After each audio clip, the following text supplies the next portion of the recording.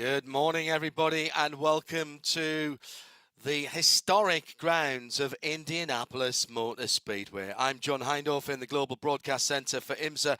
Alongside me, Peter Mackay, a Porsche expert, well-known bon vivant, and all-round good bloke. And we have today the second of two Porsche Carrera Cup North America races presented by Yokohama. Here, I shouldn't have to tell you where we are. You have heard me say Indianapolis Motor Speedway. We're at Speedway, Indiana. We're on the road circuit, so down the front straight the wrong way from the Indianapolis 500. 14 corners, just under 2.5 miles, 2.45 or thereabouts.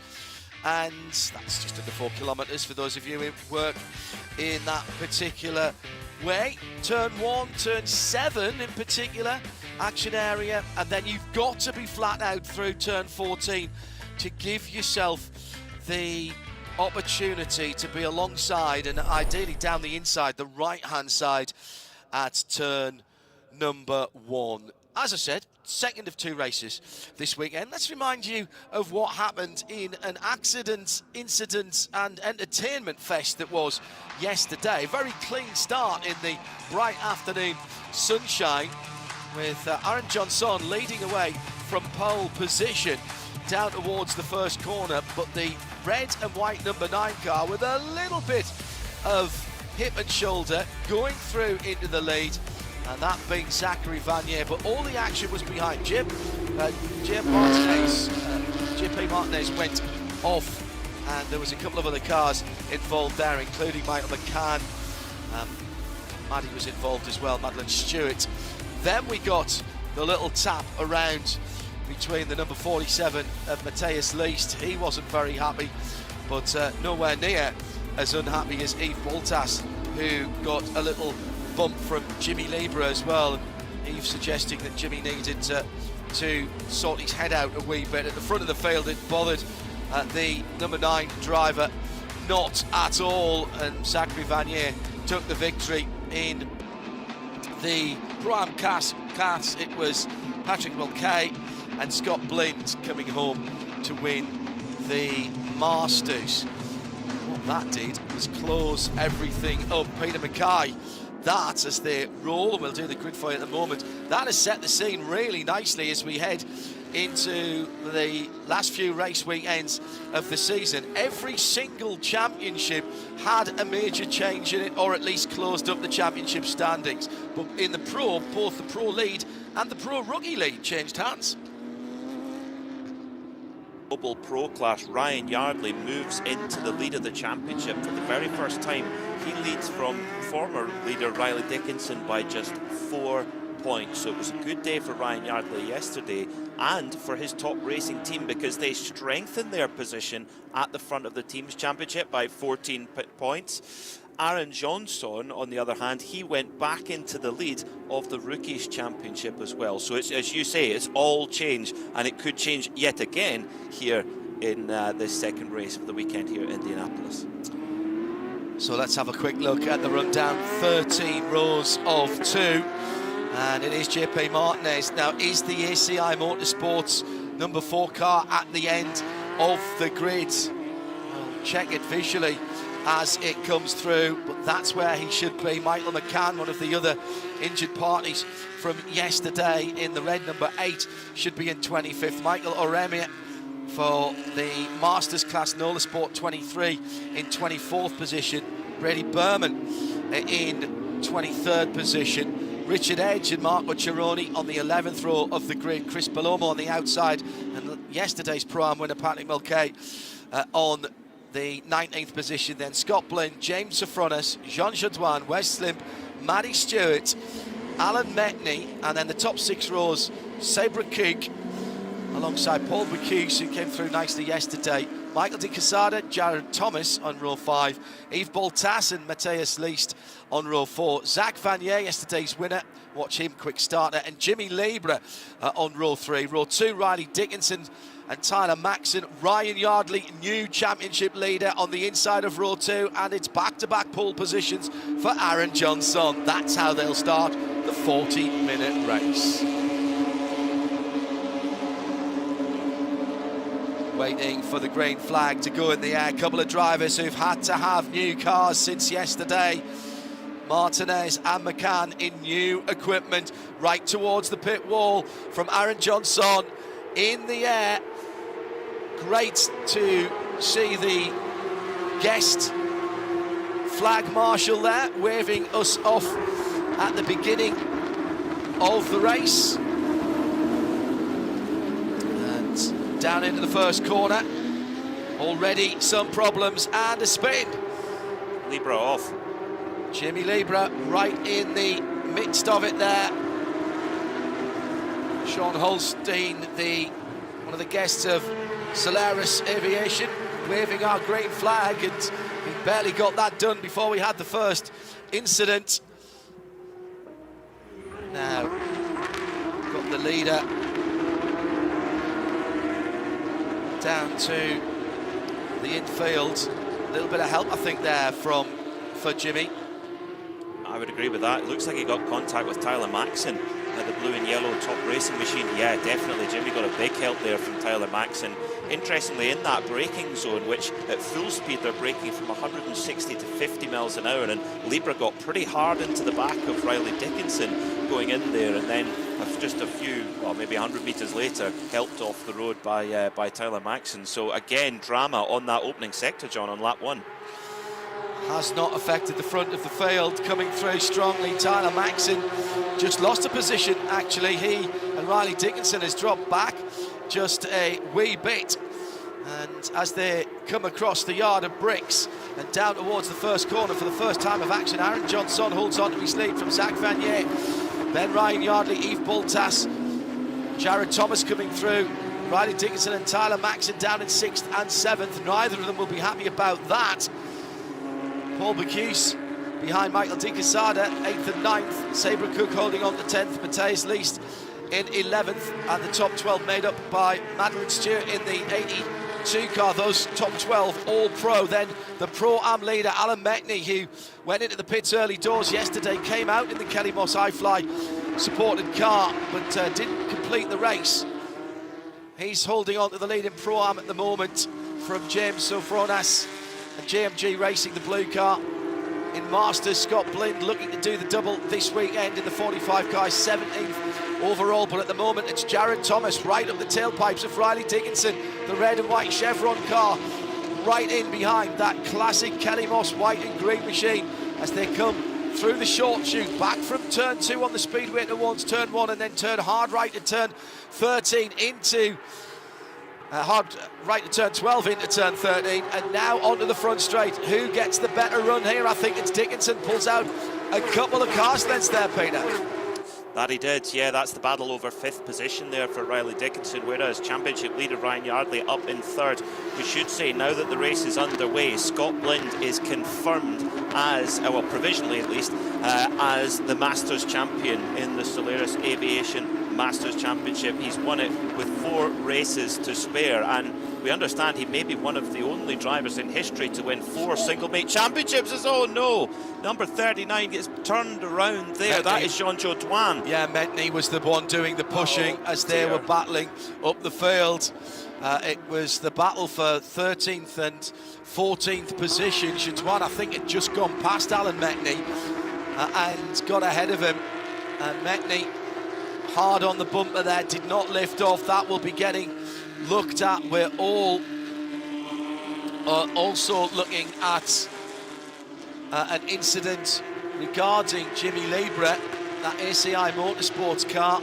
That's been looked at. Jimmy getting turned around. He the injured party, it would seem. Now, I think it might have been James Sofronas, you know. I think you might be right. Sorry, I saw the silver car. I saw the silver car. Terrifying for Jean-Jo Douane, pointing back at the cars coming towards him. That was just the most horrible feeling in the world. It's happened to me once in my motor racing career, and it was at my very, very first race. I turned around and the whole field, well, all bar, I think there was 35 cars in the field. I think I qualified 19th. So half the field went by me whilst I was sitting there wondering why I hadn't bothered to ask where reverse was on the racing car, and there's absolutely nothing you can do. Michael de Quesada really on the move. He's made two great moves. He got past Tyler Maxson and then now put another move on Jared Thomas to move up into 6th place. So this is the form that we saw from the Floridian early in the season. Now they're a difficult mid part of the season, but we know he's got speed and he's showing it here today at Indianapolis. So Aaron Johnson leads his second pole position of the weekend, but all the action's behind him. Tyler Maxson in the 77 blue and yellow car with Jared Thomas right there, and also with them the 71 is Paul Bacuse. He was a bit of a star yesterday in the purple and black machine. He goes down the inside of Jared Thomas. Jared listed as a rookie in this championship, but of course there's plenty of other single make IMSA championship experience behind him. He's learning the Porsche, and you've got to wonder where Jared might pop up in years to come. He's building a very good CV in motor racing. Johnson across the start-finish line. For Johnson, this is a huge opportunity in his rookie season to score an overall victory. Yeah. That would be huge, and for his team Kelly Moss, that would gain some very, very valuable points indeed over their rivals Top Racing, who lead the teams championship at the moment. Like you say, we've seen Johnson in other IMSA championships in the past, but first season in Carrera Cup before, so he's doing a top job this weekend here in Indianapolis. I think the thing about Porsche Carrera Cup North America, 5 years now since Carrera Cup North America was instigated. We'd had Porsche GT3 Cup Challenge in the past, but since, of course, it has become a full Porsche Carrera Cup series, and indeed was the very first, even ahead of Super Cup, to get these cars, the 992 Cup cars. There's a new evolution of the car coming out for next year, but since that we've been able to directly compare, Peter, the drivers in Porsche Carrera Cup North America with the Porsche Carrera Cups and Super Cup around the world. And indeed, of course, representatives from this championship have gone to the Porsche Young Driver Shootout,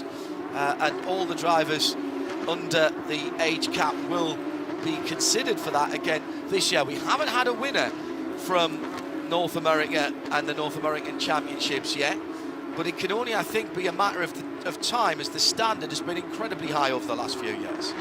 That it has, yes, as JP Martinez makes a move in his very unfamiliar painted machine. It's very different to what we would normally see him in, but spare chassis, as we mentioned. Good move from him trying to make moves up the field. But yeah, I think also you look at it, what has happened. You look at Seb Prio, who won that in that first year. He's now a fully fledged factory driver, albeit for a different manufacturer, but he's had a lot of success with the Porsche brand in GT3 racing. Kai van Berlo, you see him in GT3s a lot all around the world.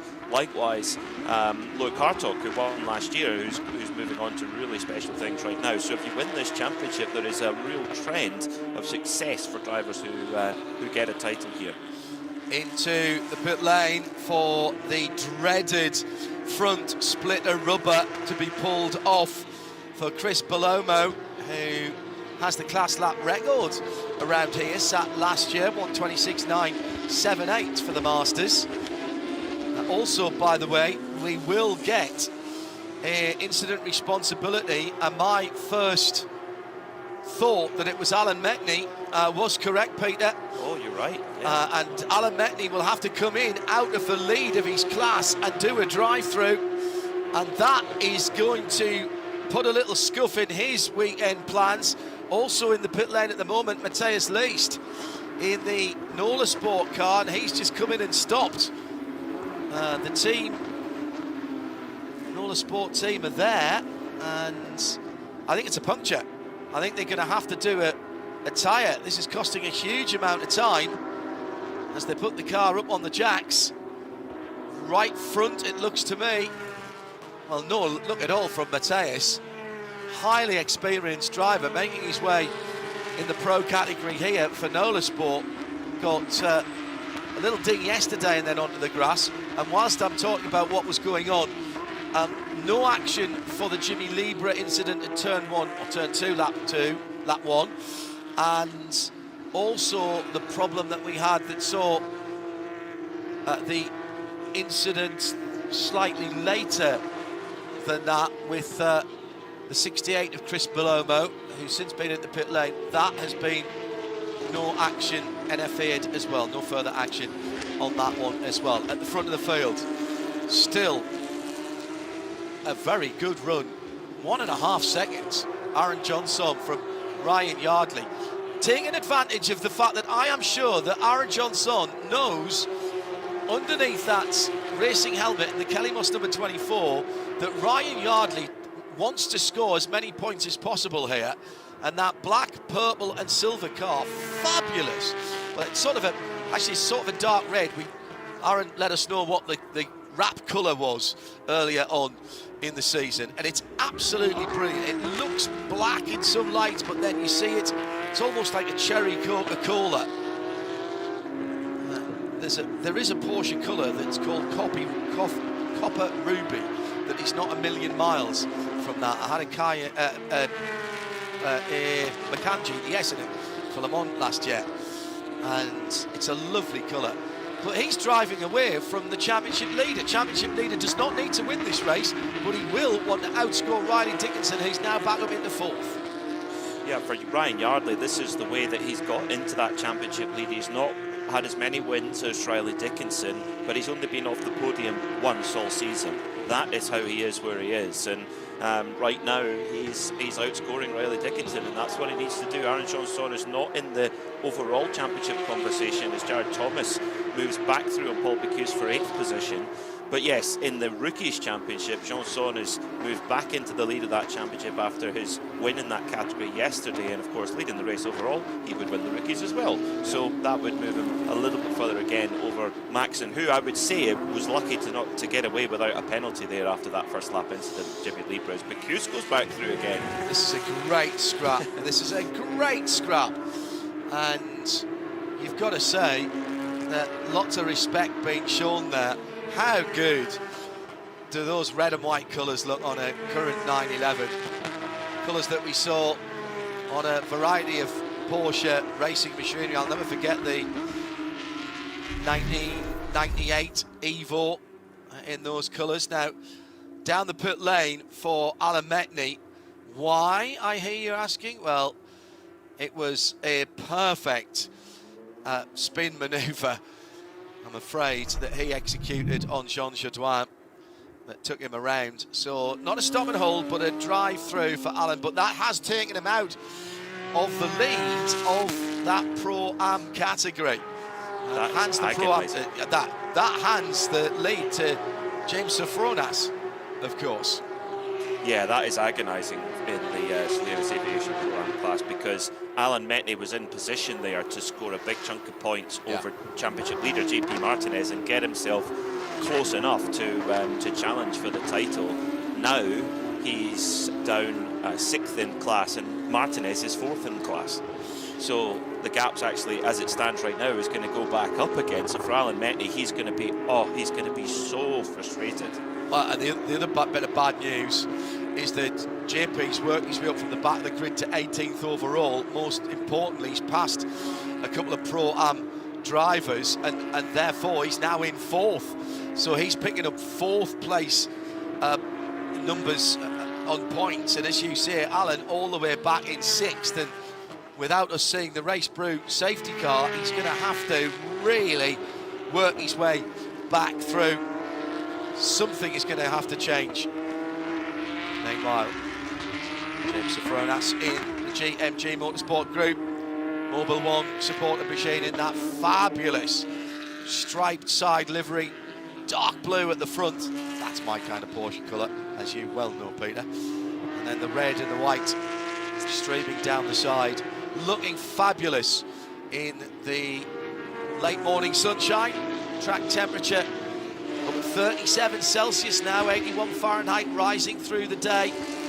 And it's 27 Celsius in the air, 99 Fahrenheit in the air here around this 2.5 mile or thereabout infield circuit. A circuit that I don't think gets the credit it deserves for the variety of corners and the raceability of this, if that's a word, raceability of this circuit and the types of competition that we see here. There's not much elevation change, obviously, but there is a great variety of corners, and it is actually quite a technical and nuanced circuit as well. Scott Blinn, by the way, reprising yesterday and leading in the Masters in that very noticeable 45, highlight the yellow and purple car. He's been utterly dominant in the Masters category all year. So impressive, and he's put the commitment in to go to all the rounds too. That's the way you put together an overall championship. I mean, taking on these really difficult Formula One circuits, the street circuits like Miami, Montreal, these are really tough circuits to master, and that's exactly what he's done. And like I said earlier, this will be his 4th Porsche One Make Championship just this year, which is a remarkable stat. So Scott's been driving really well all year, and like we say, provisionally he is, by starting this race, he is champion. Nobody can catch him on points. It's provisional until the end of the year, but he's done his job, should we say. It is not unheard of for people to be docked points in championships. I don't think it's ever happened in this particular competition, but as I say, we have to continue to say provisional because the car hasn't been scrutinised at the end of the race here. It hasn't had its tech inspection, but also, of course, he's only crowned at the end of the last race. Not suggesting that anything is awry there, but if you're wondering why, when mathematically, as the points stand now, he can't be caught and we still say provisional, that is why. Have to make sure that everybody is understanding of those situations. Michael De Quesada and Tyler Maxson scrapping it out for a class position and an overall position as well. De Quesada for the Allegra Motorsports red and black car with the stars and stripes from the back of the hood across the roof of that car. They are scrapping for 6th and 7th. Tyler Maxson 2nd in the rookie standings in this race. Paul Bocuse at 3rd, 3.5 seconds behind this battle, and is closing in on them. And these two fighting, it'll be manna from heaven for Paul Bocuse, and indeed for Jared Thomas, who's right with Paul. Those two aren't fighting so much at the moment. I suspect they know that they are closing down on potential extra rookie points, never mind the fact that there would be the honour of being further up the overall as well. So 2 pairs of cars on the front straight, and battling, the 3 of those battling for 2nd place in the Rookies Championship. I have to say, I'm so impressed with Aaron Johnson at the front of the field right now, leading by 2.2 seconds. Fastest lap of the race at 126.784. That's quicker than we went yesterday. It was only 127 flat yesterday. Slightly cooler conditions this morning, and quicker than actually Luke Hartog went in the races last year. He was 126.8. It's problem now for the number 54 machine. That is Patrick Mulcahy. Now, he did a great job yesterday. Has he just been off in the number 54 Juice Head car and rejoined? He was in 2nd place in the category, and he's had a little spin. He has had a little spin just coming out of turn 4 there, Peter, I think. I would say so, yeah, in first sector anyway, and he's trying to fight back straight away on the number 7 of Wesley Slim, but he's done that. 3 goes. Does Patrick Mulcahy. He'll be furious with himself right now after that tiny little error, but a lot of time lost. Yeah, hasn't lost a position in Pro-Am, but he was only half a second away from a win there. He caught James Sofronas, GMG Racing teammates, by the way, those two, but he's lost an awful lot of real estate. He'll have to fight his way back through, back end of the car starting to move around. He may have put too much energy in recovering through the rear Yokohama tyres. Maybe if he can cool them off for a lap, they will come back. Very resilient, these tyres. Halfway through the race, Peter, Aaron Johnson looking to do better from his has raced through pole position start today than he did yesterday. Couldn't hold on to it yesterday, but holds on to a 2.5 second lead to Ryan Yardley in second, Zach Vanier in third, Riley Dickinson in fourth. Now, was there a little bit of action further back? Tyler Maxson coming through onto the back of Michael de Quesada a moment or two ago, gets up the inside, coming through onto the high banks. My goodness me, high risk manoeuvre, but both drivers coming out of that okay. Neither of them wanting to lift a scintilla from the right hand pedal there, Peter, and indeed de Quesada taking a bit of dirt there as he opened his hands out, seeing that he had competition down the inside.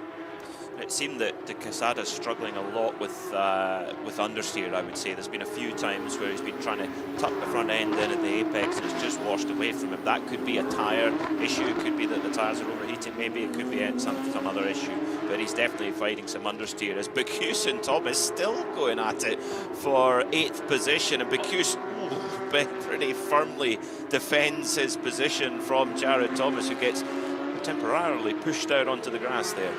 I think Thomas is getting, Jared Thomas is getting a little bit frustrated. He's seen rather too much of that car ahead of him, but it's all fair. This is a battle for class position and overall position as well. Bacchus just gently ushering Jared Thomas off to the side of the circuit there. Now closes back up again towards the middle part of the lap as they head through turn 10 and the fast right-hander at turn 11.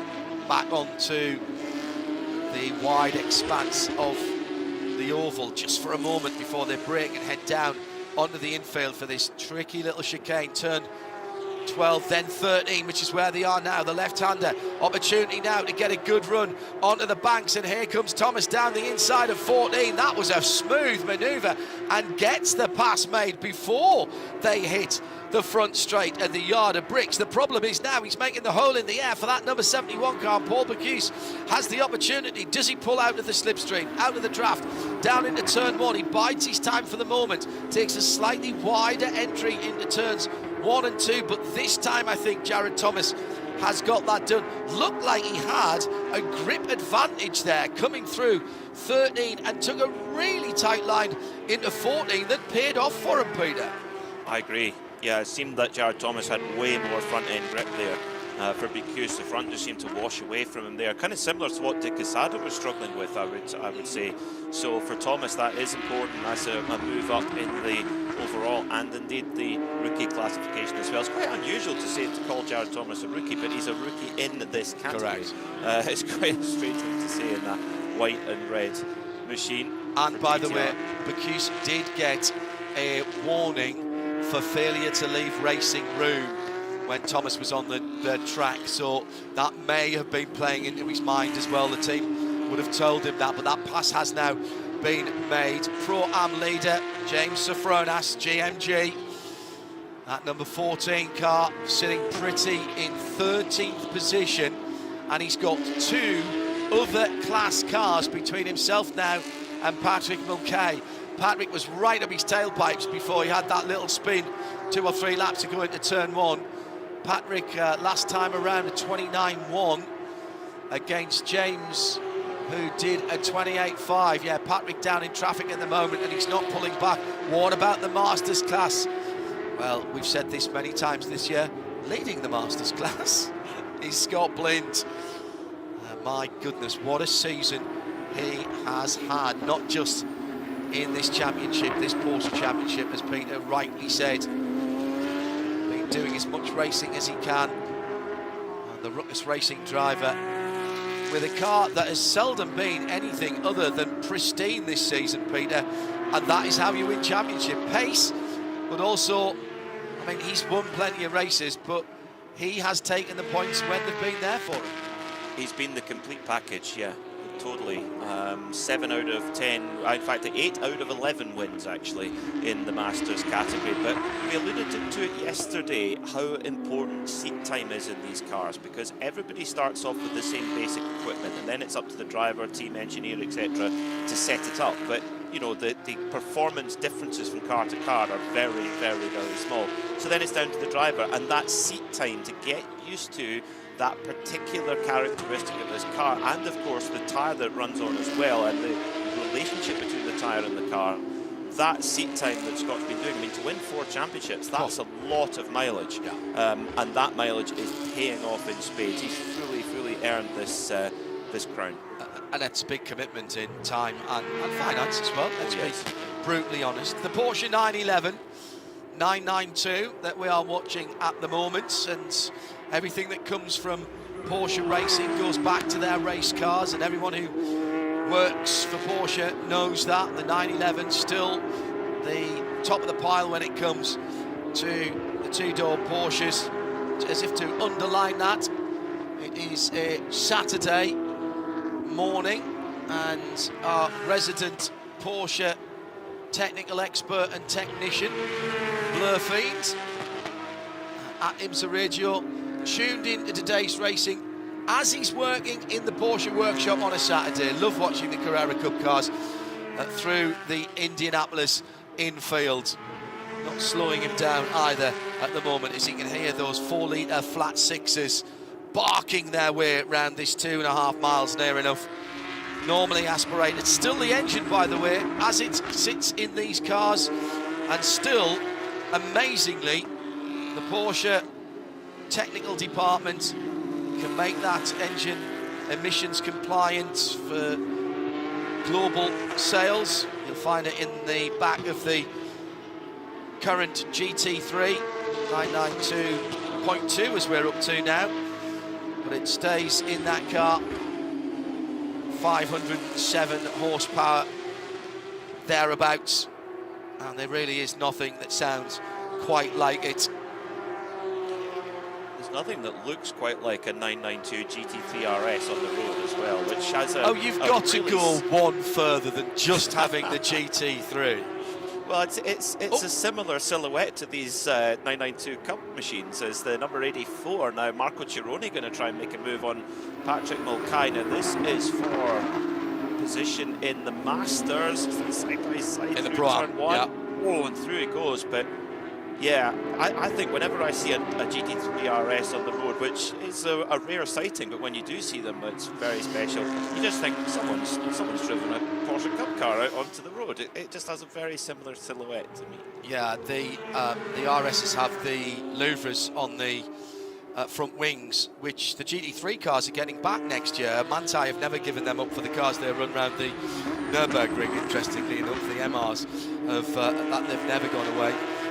The big difference between the GT3 road car and the GT3 racing car is that effectively the GT3 race car, as through goes Wes Slim on the number 14 of Jimmy Libra. Jimmy Libra, excuse me, on the number 14 of James Sofron. That's not a class battle there. The main difference, because obviously the road cars have the rear wing on the swan neck now. The main difference is the turbo rear arches, the extra air intake on the rear arches that the race cars get. That comes off the turbo, and the Turbo S. Yeah, standard GT3 and GT3 Touring don't have those. GT3 Touring's got to be the way to go. Much more refined, not much shouty. Oak green Neo. It's got to be oak green Neo, silver wheels, leather seats, back seats. But manual. No rear wing, 6-speed manual. Thank you very much. Magic. Yeah, there's one on the Porsche GB fleet at the moment in pretty much that identical spec, with the tan leather interior with silver wheels and not the gold wheels as well, and it is absolutely glorious. It hasn't made its way for a road test to us. Spin for the number 37 that's gone around, and that was 10th place Sabra Cook in the multicoloured machine from GT3. That was a right front lock over from Sabra. She tried to save it, came off the brakes, but that's just I think that's just the laws of physics. She was not quite on the racing line, and that front right just nipping up a little bit. She's back up to speed, but I think she's diving into the pit lane there, so there may be something more sinister there, maybe a slow puncture. Possibly, because these cars have ABS, so it's quite ABS has its limitations, of course, but I wouldn't expect it to cause such a problem like that. I think it could have been a tyre going down which caused that, or the lockup has damaged the tyre so badly that she's had to come in with vibration. The other thing that it could be was a downshift problem, and maybe she wasn't getting the engine braking as she was trying to downshift the car, and that's why she overbraked in the first place. If you watch Carrera Cup or Super Cup on a regular basis, you might think, what is Mackay talking about? They don't have ABS. Yes, they do here.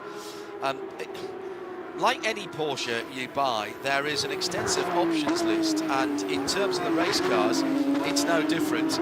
Here in Porsche Carrera Cup North America, right from the start, 5 seasons ago, Porsche Motorsport North America made the decision, in consultation with the drivers who wanted to come and drive, that these cars would feature the ABS system. Now, that wasn't to make driving them any easier, it was in recognition of the fact that, particularly in the Pro class, most, if not all, of these drivers are looking at careers in GT4 or GT3 racing. And absolutely, globally, every single championship with GT4 or GT3 has some form of ABS system in the cars, whether it's a Porsche or any of the other manufacturers that could be represented there. So as part of this championship being a learning experience for young drivers, Peter, it was decided that that would be the way to go, and it hasn't stopped any of our champions, or indeed any of the other drivers from this championship in the last 5 years, from going on and having good careers. Indeed, a number of them have said to me, it's much, much easier to have learned ABS and then move on to another championship rather than to have to learn ABS once you get into a GT4 or GT3 car.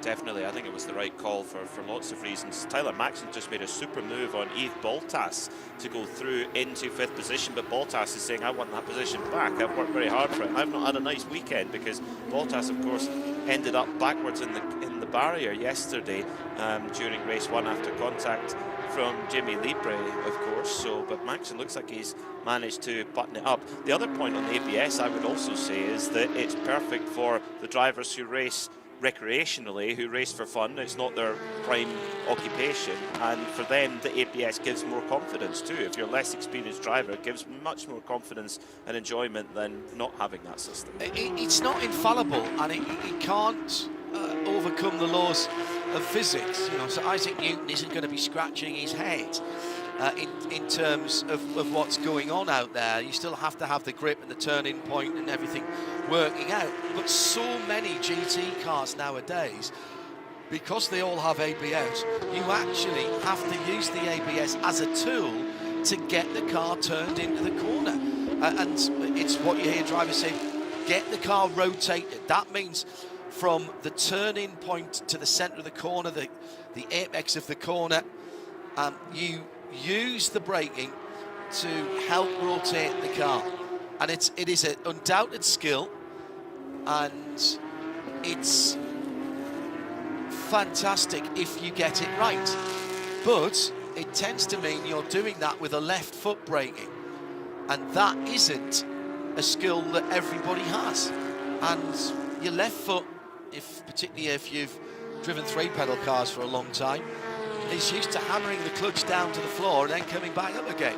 It is notoriously insensitive. Unless you've only come up doing karting and 2-pedal cars, you need to educate your left foot, and you've got to get your left and your right foot working in harmony to get these cars rotated. So there is a little bit of crossover. You'll still be on the throttle sometimes when you're using the brake. But that is a skill, as I say, that Porsche Motorsport North America was very keen on instilling in the Porsche Carrera Cup North America drivers when it became Carrera Cup 5 years ago. Down to 5 minutes already, Peter.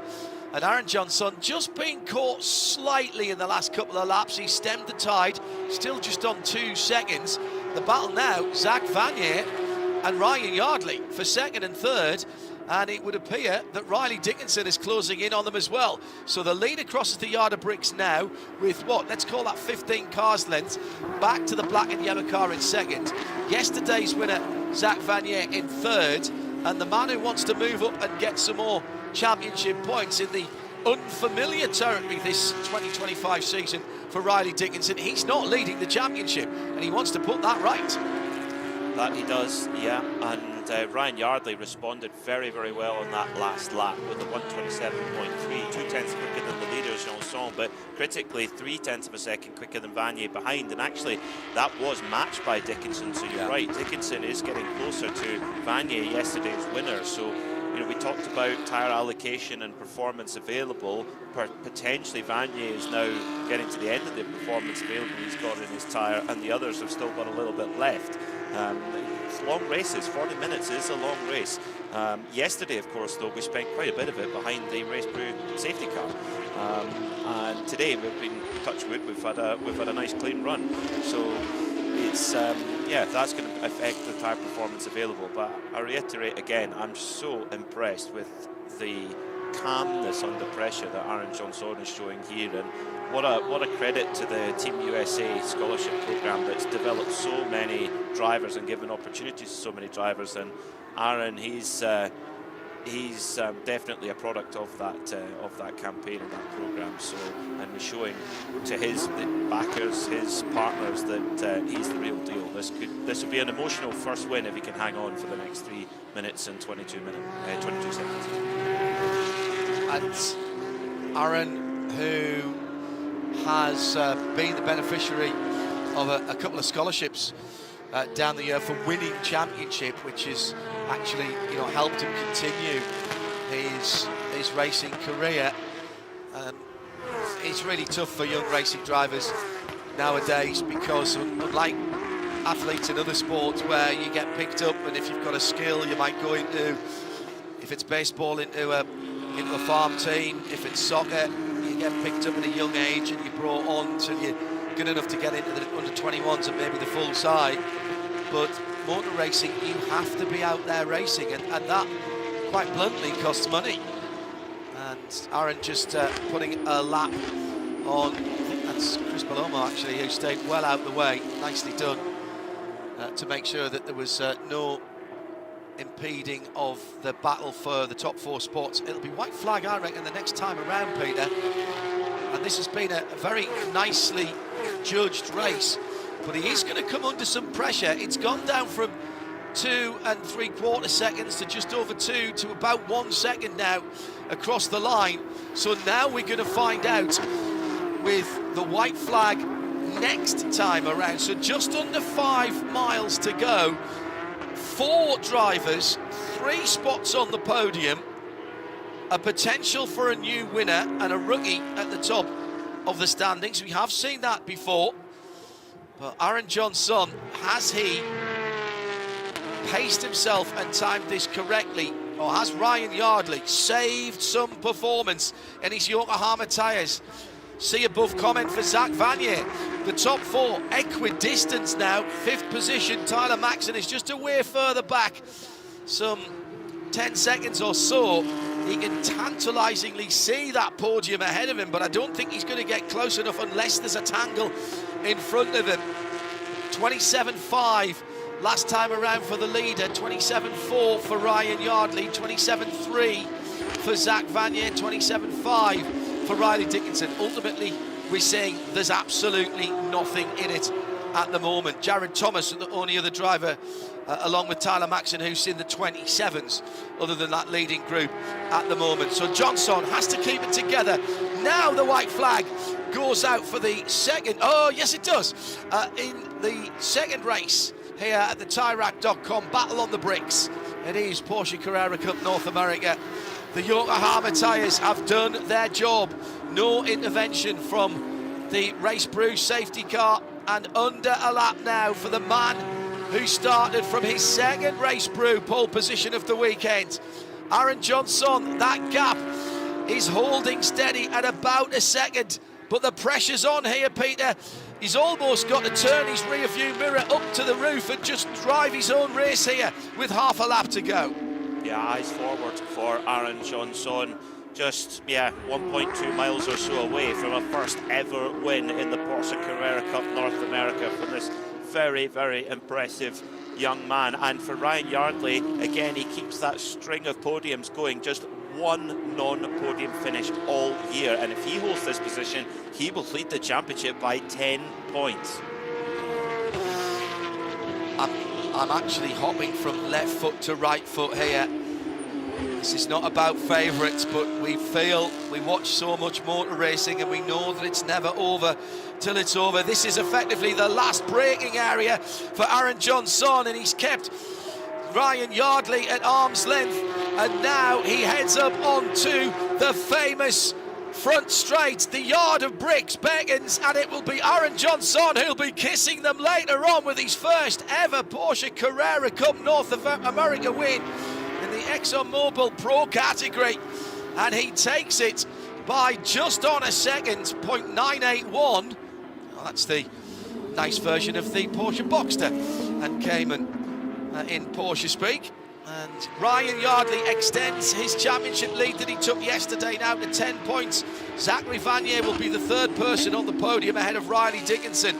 Good points for Riley, keeping the championship leader in sight. Waiting for the class winners to come through. James Sofronas just outside the top 10, 13th position. But after the spin from yesterday's winner, Patrick Mulcahy, who's fought his way back to fourth, he was under no pressure other than from the second of our class winners, with Scott Blinn bringing the Masters Championship home in style with another top step of the podium. What's that, 9 in 12 now, is it for Scott now this season? 9 in 12, yeah, 75% hit rate, not bad. You'll take that. I mean, if that was Major League Baseball, that's well inside the Hall of Fame, isn't it? Batting 750, well done. And you look at how competitive this championship is. One stat that jumps out to me, and thank you to Reese White from Porsche Motorsport North America for sharing this one and for bringing it to our attention. 7 winners out of 12 races we've had. Yeah. Johnson is the 7th of those. So it's great to see first-time winners in the championship, first wins of the season for others. Just fantastic seeing these young drivers at the front of the field just taking steps towards their dreams. Do you know, we haven't mentioned them yet today on this Super Saturday, but our corner workers and marshals, they know what they've just seen. Big thumbs up coming through the fence there for Aaron Johnson. They are so well informed and knowledgeable about all motor racing. And our unofficial results from the second race here for Porsche Carrera Cup North America at Indianapolis Motor Speedway sees Aaron Johnson continue the Kelly Moss podium and winning streak. Let's not forget, from Ryan Yardley from Top Racing in second, it's JDX Racing's Zachary Vanier in third position. Riley Dickinson makes it to Kelly Moss Racing in the top 4. Top Racing's Tyler Maxson, second in the rookies in that race. That's 2 Top Racing cars in the top 5. Further down, outside the top 10, James Sofronas in 13th position takes the Pro-Am ahead of JP Martinez, who fought through from the back of the grid. That was a great drive back from JP in an unfamiliar car. Marco Cironi in third. And Scott Blinn wins the Masters category ahead of Richard Edge in 21st position and Michael Oriema in 23rd position. No luck this weekend at all for Matthias Leist or Sabra Cook. Sabra knocked out of a strong top 10 position today, and Matthias Leitz having 2 incidents, one yesterday and one today. Well, he took the lead yesterday in the ExxonMobil Pro Championship, Peter Mackay. He's backed that up spectacularly today. Aaron Johnson from Race Brew pole 2 days in a row, but has managed to convert that to his first race win today. Fantastic stuff for this young man, and as he climbs out of his Porsche 992 GT3, the 2 fists raised in the air, that is a lot of hard work and commitment that's gone into that, and to do it at one of, if not the most historic site in all of motor racing. What a special day for him and his family. And how about having your first Porsche Carrera Cup North America victory at this spot, where you can take off your helmet and your hands device and kneel down and kiss the bricks. He is a winner here, not of the Indy 500, but that won't matter to him now. It'll feel like he's just won the Indianapolis 500. So Aaron Johnson then backing up his lead in the championship that he got yesterday will extend over Riley Dickinson in the ExxonMobil Pro Class 2, 10 points.